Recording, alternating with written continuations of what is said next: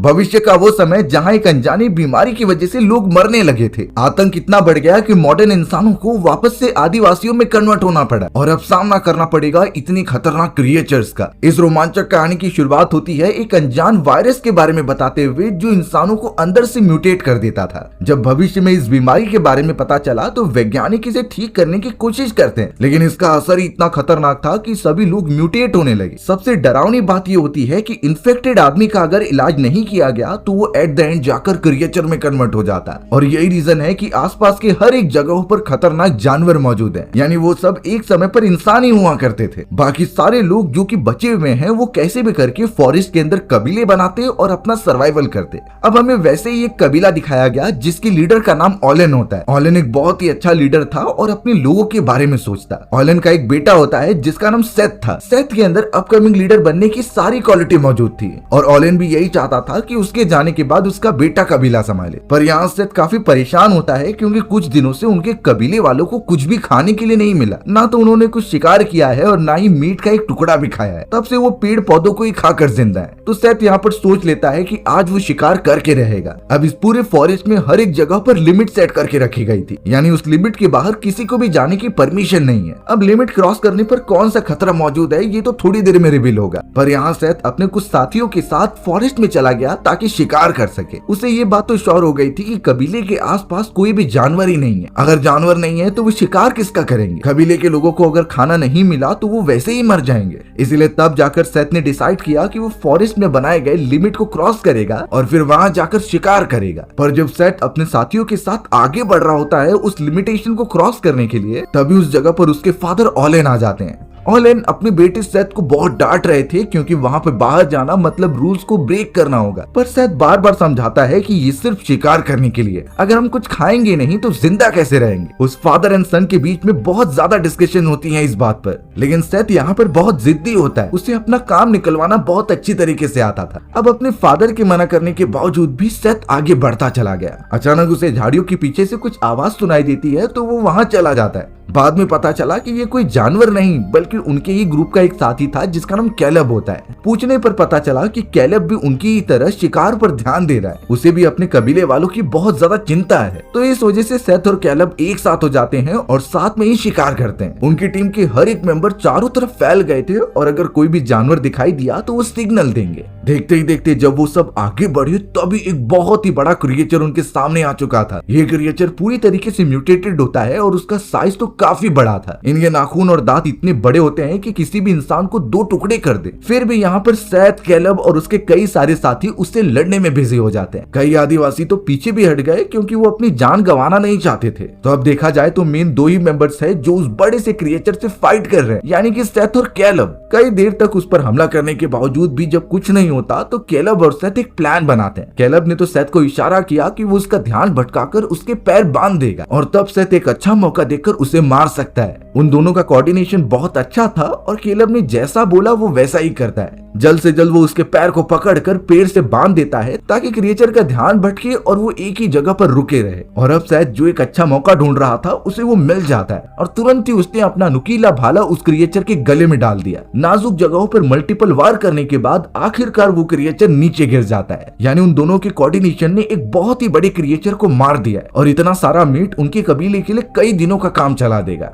ऑलेन और बाकी मेंबर्स भी वहां पर पहुंच जाते हैं और वो क्रिएचर को मरा हुआ देखकर काफी खुश हो रहे थे। ऑलेन ने तो अपने बेटे सेथ को भी शाबाशी दी। शायद ऑलेन को अपनी गलती पर अब अफसोस हो रहा होगा। ऑलेन ने तो एक जश्न का ऐलान किया जो आज शाम किया जाने वाला था सेथ और कैलब के लिए। वो दोनों अपने कबीले के लिए हीरो बन चुके थे। अब वो सभी मरे हुए क्रिएचर को वहां से लेकर निकल ही रहे थे, तभी उस पॉइंट पर एक बहुत ही घायल आदमी आ जाता है। वो सभी के सामने आकर बहुत ही वियर्ड बिहेव कर रहा था और उसके हाथ पर किसी के काटे जाने का निशान होता है। उसका पूरा चेहरा एकदम से बदलने लगा था और सभी को इससे पता चल जाता है कि ये इन्फेक्टेड है, यानी कि क्रिएचर ने इसे काटा है और ये भी उन्हीं की तरह कुछ टाइम में बदल जाएगा। ऑलिन ने तो आदेश दिया कि जल्द से जल्द इस आदमी को मार देना चाहिए, लेकिन सेथ तुरंत ही उन्हें रोकता है क्योंकि वो नहीं चाहता कि उसके कबीले का कोई मारा जाए। वो जानना चाहता था कि उसे क्या हुआ है और इसे कैसे ठीक किया जा सकता है, लेकिन बाकी मेंबर्स सेथ को रोकते हैं और अब पता चला कि फॉरेस्ट में से कहीं से एक उड़ता हुआ भाला आया और सीधा उस इन्फेक्टेड आदमी की बॉडी में लग गया। बेचारा वो आदमी तड़प तड़प कर वहीं मर जाता है। सेथ को इस बात से बहुत बुरा लग रहा था। उसे तो आइडिया ही नहीं कि ये भाला किसने चलाया फॉरेस्ट में से, लेकिन अब वो जगह काफी खतरनाक बन चुकी थी, इसीलिए सभी लोग अपने कबीले की तरफ रवाना हो जाते हैं। पूरा कबीला खुश था क्योंकि उनके पास भरपूर मीट है खाने के लिए, पर यहाँ सेथ के दिमाग में तो बहुत सारी अजीब बातें चल रही थी जिसे कि वो सॉल्व करना चाहता था।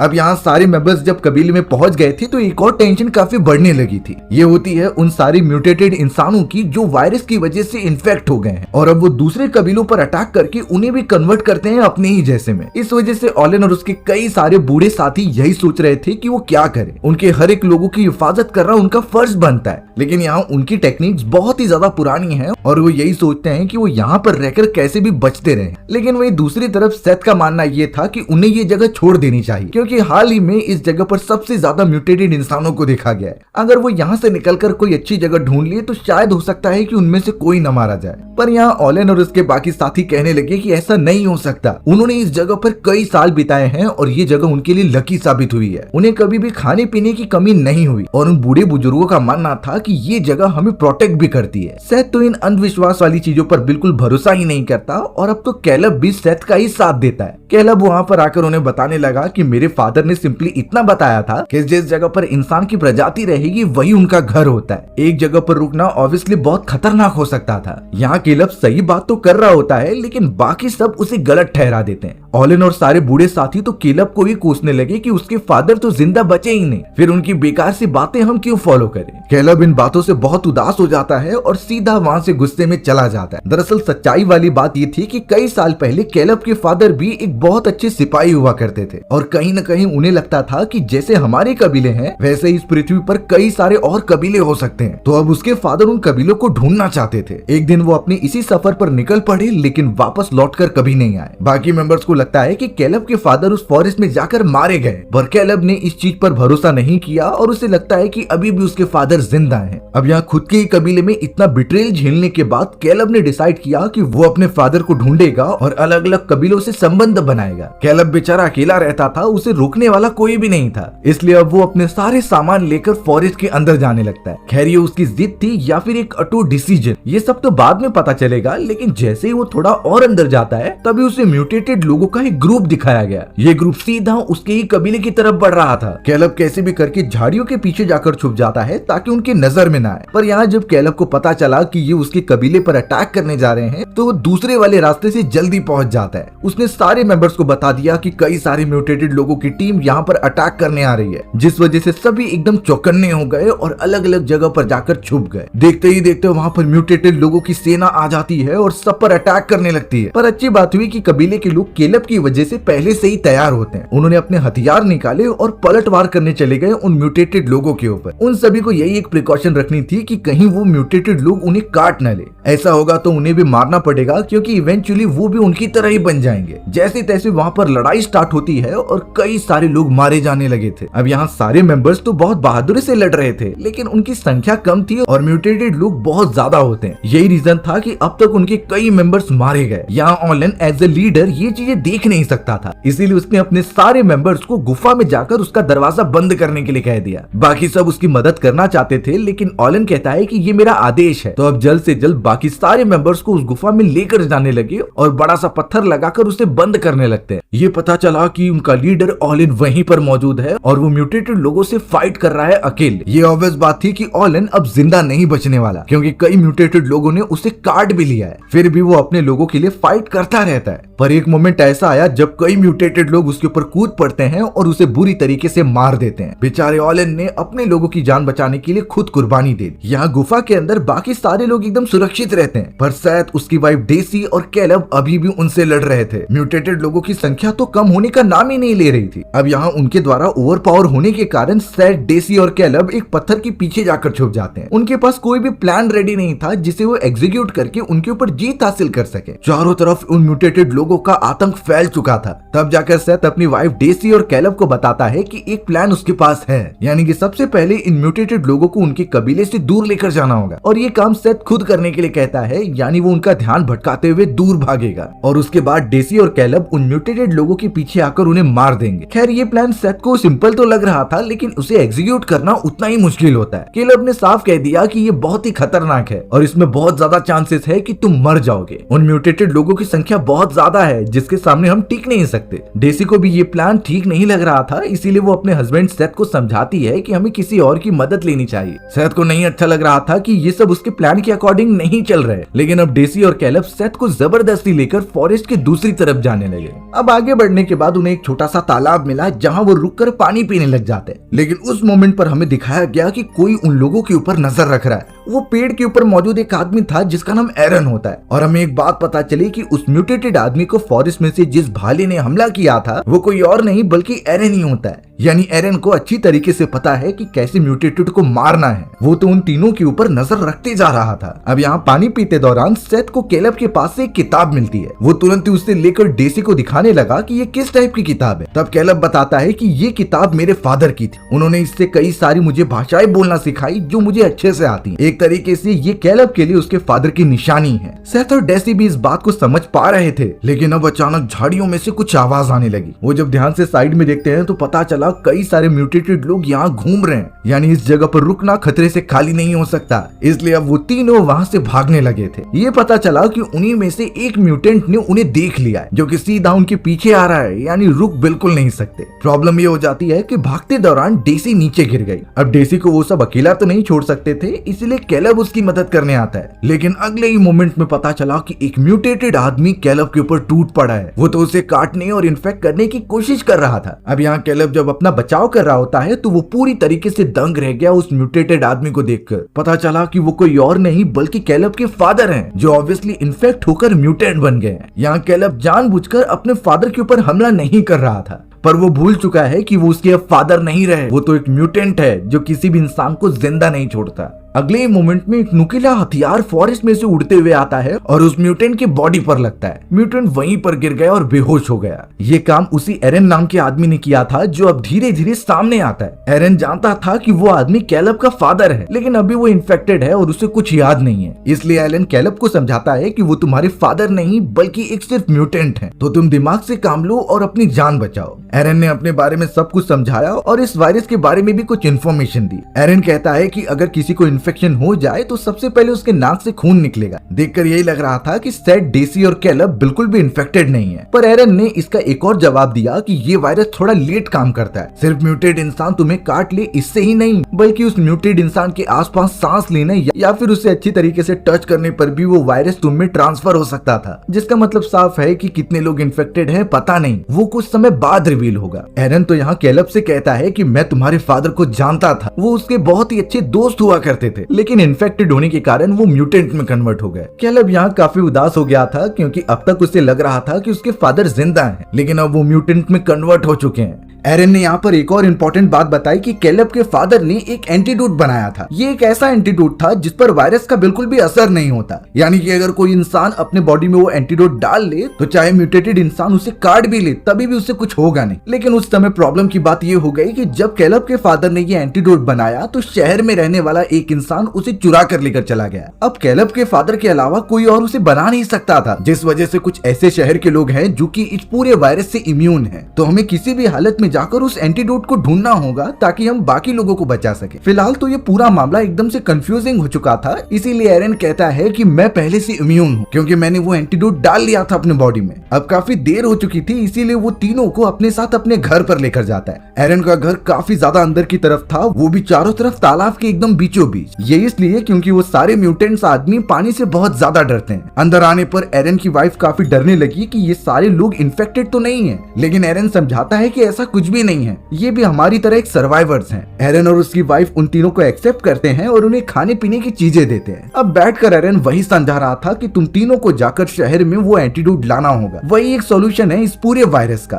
एरन ने एक शॉकिंग चीज बताई कि कई साल पहले जब वैज्ञानिक ये समझने लगे थे कि वो सबसे ऊपर हैं, तो उन्होंने एंशिएंट जानवरों के डीएनए से कुछ बनाना स्टार्ट किया। लेकिन आगे चलकर ये एक्सपेरिमेंट एकदम से बिगड़ गई और उसी एंशिएंट डीएनए की वजह से ये वायरस फैला है। फॉरेस्ट में जो खतरनाक जानवर दिखाई दे रहे हैं वो भी इसी का ही परिणाम है। अब हमें दूसरी तरफ वही कबीले के पास दिखाया गया जहाँ बाकी सभी लोग उस गुफा के अंदर फंसे हुए थे। वो सारे म्यूटेंट इंसानों का झुंड बाहर की तरफ उन्हें ढूंढ रहे होते हैं। उस गुफा के अंदर लग रहा था कि सभी लोग सेफ हैं, लेकिन एक आदमी जिसका नाम स्टुअर्ट होता है वो चाहता था कि वो सब यहाँ से बाहर निकलकर कहीं और जाएं। पर वहीं कबीले के जो बूढ़े लोग थे वो कहते हैं कि हमें यहीं रहना चाहिए। स्टुअर्ट तो अब उनके अगेंस्ट जाकर ये कोशिश करने लगा कि कोई बाहर निकलने का रास्ता मिले। स्टुअर्ट के साथ कैलेब की बहन भी ज्वाइन हो जाती है जिसका नाम लीसा था। वो और कुछ लोग तो गुफा के हर जगह पर देखने लगे कि कहाँ से ओपनिंग दिखाई दे रही है। अब लकीली उन्हें एक पत्थर के नीचे पानी वाला इलाका दिखाई देता है जहाँ से रोशनी आ रही थी। लीसा और स्टुअर्ट को लगा कि यहाँ से रास्ता हो सकता है, इसलिए लीसा डिसाइड करती है कि वो पानी के अंदर डुबकी लगाकर दूसरी तरफ देखेगी। पता चला कि उसकी बॉडी पर कई सारी लीचेस चिपक गई हैं। वो लगातार उसका खून पीते जा रही हैं और लीसा को दर्द भी दे रहा है। सभी उन्हें अच्छी तरीके से निकालने में लग गए। अब अगर ऐसी कंडीशन में कभी हम फंस जाएं जहां फॉरेस्ट के अंदर कई सारी लीचेस हमारे बॉडी से चिपक गई हैं, वो लगातार हमारा खून चूसते जा रही हैं, तो बहुत सारे व्यूअर्स पैनिकिंग मोड में यही सोचेंगे कि उसे खींचकर निकाल देना चाहिए। लेकिन ये बहुत ही रिस्की वे होता है क्योंकि लीचेस की बॉडी में कई सारा गंदा खून होता है अलग अलग जगहों का। अगर उन्हें जोर से खींचा जाए या फिर उनके ऊपर सॉल्ट डाला जाए तो वो अपने अंदर के सारे गंदे ब्लड को उगल देंगे और यही गंदा ब्लड उस समय हमारे बॉडी के अंदर जा सकता था। तो इस बात का ध्यान रखना है कि हम किसी भी तरीके से उनके गंदे ब्लड को अंदर ना जाने दें। अब पूरे वाइल्ड लाइफ में जो एक्सपर्ट्स इस कंडीशन का सामना करते हैं वो मेथड होता है फिंगर नेल मेथड। ये सबसे सेफेस्ट मेथड होता है लीचेस के अगेंस्ट, यानी कि इसमें हमें अपने फिंगर नेल या फिर कोई भी नुकीली चीज लेनी है और जिस बॉडी पार्ट पर लीच चिपकी हुई है तो नुकीली चीज या फिर नाखून से उसके मुंह को अच्छी तरीके से हटा दीजिए। इससे होगा ये कि वो आपका खून पीना बंद कर देगी और जो गंदा खून है वो भी आपके बॉडी में इंजेक्ट नहीं कर पाएगी। तो इस बात का ध्यान रखना है कि उसके ऊपर सॉल्ट, सोप या फिर सैनिटाइजर नहीं डालना है। बाकी हमें पैनिक नहीं करना है, वो खून थोड़ी देर में ही बहना बंद हो जाएगा। उसे अच्छी तरीके से साफ कीजिए और आप एकदम नॉर्मल हो जाओगे। जैसे तैसे यहाँ गुफा के अंदर सभी लोग बच रहे थे क्योंकि अब बाहर की तरफ से कई सारे म्यूटेंट्स हमला कर रहे होते हैं। उस पूरे ग्रुप में जो सबसे बूढ़ा आदमी था वो उनसे लड़ता है। उसने कई सारे भाले उन म्यूटेंट्स को मारे जिससे वो मरते चले गए। लेकिन फिर बाद में पता चला कि उस बूढ़े आदमी के नाक से खून निकल रहा है, यानी कि वो भी इन्फेक्ट हो चुका है और थोड़े टाइम में म्यूटेंट बन जाएगा। ये बातें जब बूढ़े आदमी को पता चली तो वो बहुत ही ज्यादा शॉक हो गया। वहीं हमें स्टुअर्ट और लीसा को भी दिखाया गया जो उस गुफा में और भी छानबीन कर रहे थे।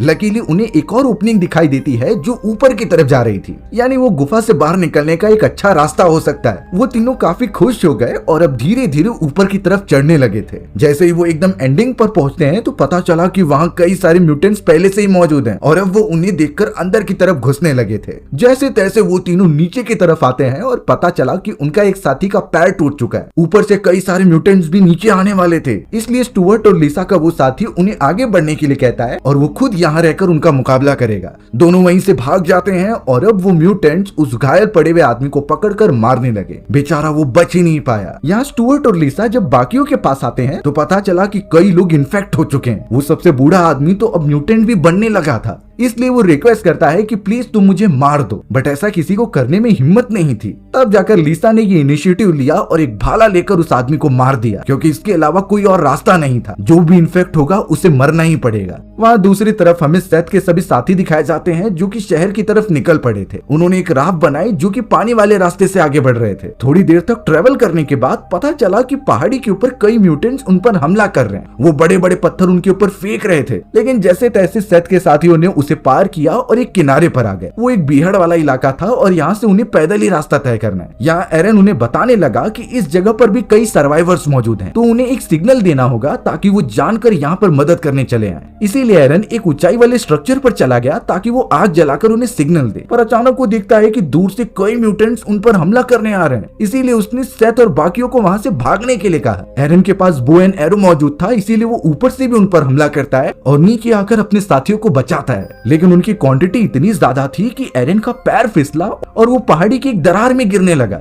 कई म्यूटेंट्स उस पर हमला करने के लिए आते तो हैं, पर एरन एरो की मदद से उसे मार देता है। बेचारा एरन उस दरार के अंदर फंसा हुआ था और सामने की तरफ कई म्यूटेंट्स भी होते हैं। यहाँ सेथ और उसके साथी शहर की तरफ बढ़ रहे थे, लेकिन पता चला कि डेसी इन्फेक्टेड हो चुकी है, यानी उन्हें जल्द से जल्द वो एंटीडोट लेना होगा। हमें तो अब उसी जगह पर कुछ सर्वाइवर्स दिखाए जाते हैं जिन्हें एरन का वो सिग्नल मिल गया था, इसीलिए वो जल्द से जल्द वहां पहुंचते हैं और उसे गड्ढे में से निकाल देते हैं। एरन ने सब बताया कि कैसे कुछ लोग वहां पर एंटीडोट लेने गए और अगर वो कामयाब हो गए तो हम सब बच सकते हैं। यहाँ सेथ, डेसी और कैलब कैसे भी करके उस शहर में पहुंच गए जहाँ पर वो आदमी था जिसने की कैलब के फादर से वो एंटीडोट चुराया था। जैसे तैसे वो तीनों उस इंसान के पास पहुंचकर एंटीडोट मांगते हैं ताकि वो भी इम्यून हो जाए। उस आदमी का नाम ल्यूक था जो साफ मना कर देता है इसके लिए, क्योंकि वो एंटीडोट सिर्फ अपने लोगों के लिए रखना चाहता है। सेथ यहाँ पर बहुत रिक्वेस्ट करता है, तब जाकर ल्यूक ने कहा कि कुछ किताबें पढ़ी हैं, तुम उससे अपना नया फॉर्मूला बना। तीनों वहाँ से सीधा चले जाते हैं और कैलब भी उसमें मदद करने लगा। लेकिन सेथ को पता था कि हमारे पास ज्यादा टाइम नहीं है, इसलिए वो ल्यूक की बेटी पर हमला करता है और उसे ब्लैकमेल करने की कोशिश करता है। ल्यूक की बेटी बहुत ही ज्यादा नादान थी, इसीलिए सेथ के कहने पर वो उसे तिजोरी के पास लेकर गई जहाँ पर वो एंटीडोट रखा गया। लेकिन उस तिजोरी पर जान लगे थे जैसे सालों से वो ओपन नहीं हुई, यानी ये बात सिंपल है कि ल्यूक ने वो फॉर्मूला कहीं और ही रखा है। तो इसीलिए अब ल्यूक की बेटी अपने फादर के पास चली जाती है और उससे झूठ कहती है कि आपके सॉल्यूशन को कोई चुरा रहा है। ल्यूक इस बात से डरकर तुरंत ही उस जगह पर आया और अपने उस फॉर्मूले को देखने लगा। सेथ भी ऊपर की तरफ ही खड़ा हुआ था, जिससे सब कुछ पता चल गया। वो नीचे कूदकर ल्यूक को बेहोश कर देता है और उस फॉर्मूले को ले लेता है।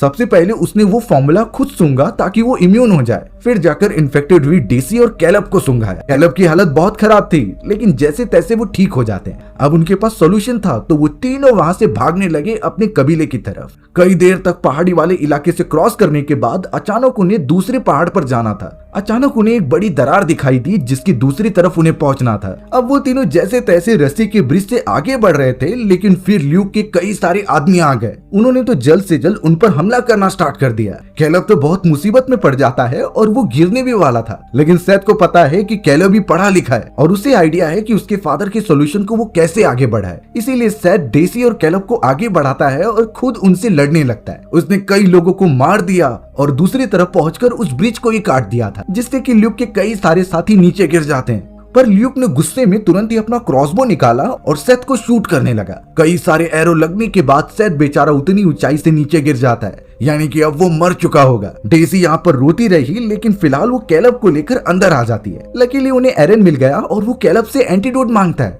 लेकिन कैलब बताता है कि इस एंटीडोट की सबसे ज्यादा जरूरत हमारे कबीले को है, तो सबसे पहले वो कबीले वालों को ठीक करेंगे, फिर दूसरे को। एरन भी इस बात से मान गया, इसीलिए वो उन दोनों को घोड़े पर बिठाकर आगे बढ़ जाता है। एरन, डेसी और कैलब जैसे तैसे अपने कबीले के पास पहुंचते हैं और वहां दिखाया जा रहा था कि कई म्यूटेड लोग उस गुफा में घुसने की कोशिश कर रहे हैं। जितने भी सर्वाइवर्स बचे हुए थे उनकी भी तबीयत एकदम से खराब होने लगी, यानी एट देन अब वो सभी इन्फेक्टेड हो चुके थे। एरन और कैलब जैसे ही वहां पर पहुंचे उन्होंने म्यूटेंट्स को मारना स्टार्ट कर दिया। म्यूटेंट्स की तादाद तो बढ़ती जा रही थी, जिसे देखकर लगता है कि वो टिक नहीं पाएंगे, लेकिन उसी वक्त वही दूसरे सर्वाइवर्स आ गए जिन्होंने एरन को बचाया था, यानी वो भी उनकी मदद करते हैं उन म्यूटेंट्स को मारने में। ये लड़ाई कई देर तक चलती रही और आखिरकार उन्होंने म्यूटेंट्स को मार दिया था। यहाँ डेसी गुफा के अंदर आकर सारे इन्फेक्टेड लोगों को वो एंटीडोट सुखाती है, यानी सही समय पर उन सभी की जान बच गई। म्यूटेंट्स तो मर चुके थे, लेकिन पता चला कि सामने की तरफ ल्यूक आ चुका है, जिसके हाथ में क्रॉसबो है और वो कैलब को मारना चाहता था। कैलब कुछ कर नहीं पाता और उसने तीर चला दी, लेकिन अचानक कैलब को बचाने के लिए बीच में एरन आ जाता है। एरन को वो तीर लग गई थी और वो घायल होकर एकदम नीचे गिर गया। यहाँ कैलब को भी अब काफी गुस्सा आने लगा, इसीलिए वो एक वेपन उठाता है और भागते हुए सीधा ल्यूक के ऊपर मार देता है। वेपन लगने के कारण ल्यूक बेचारा वहीं पर गिरकर मर गया। घायल पड़े हुए एरन का भी ट्रीटमेंट किया जाता है, जिससे वो रिकवर हो जाए। जितने भी इन्फेक्टेड लोग हैं सभी को ठीक कर दिया गया, यानी कि अब उन्हें आगे चलकर म्यूटेंट से इन्फेक्ट होने की कोई डर नहीं। कबीले की कंडीशन सुधर जाती है और सभी लोग अपनी एक खुशहाल जिंदगी गुजारने लगे। लग रहा था कि सब कुछ एकदम नॉर्मल हो गया है, लेकिन डेसी को अभी भी सेथ की याद बहुत आती है। कुछ समय बाद डेसी को कैलब से प्यार हो जाता है और वो दोनों साथ में रहते हैं। उन्होंने अपने कबीले के लिए बहुत कुछ किया और अब तो कैलब अपने फादर द्वारा बनाई गई उस एंटीडोट का और सैंपल्स बनाना चाहता है, यानी उसका एम एकदम साफ है और वो उसे अचीव करके रहेगा। हमारी भी कहानी यहीं पर खत्म हो जाती है। सो व्यूअर्स, अगर आपको मेरा नरेशन 1% भी अच्छा लगा होगा ना, तो वीडियो को लाइक एंड चैनल को सब्सक्राइब जरूर कर देना। मिलते हैं इसी तरीके के मजेदार वीडियोस में, तब तक के लिए बाय बाय।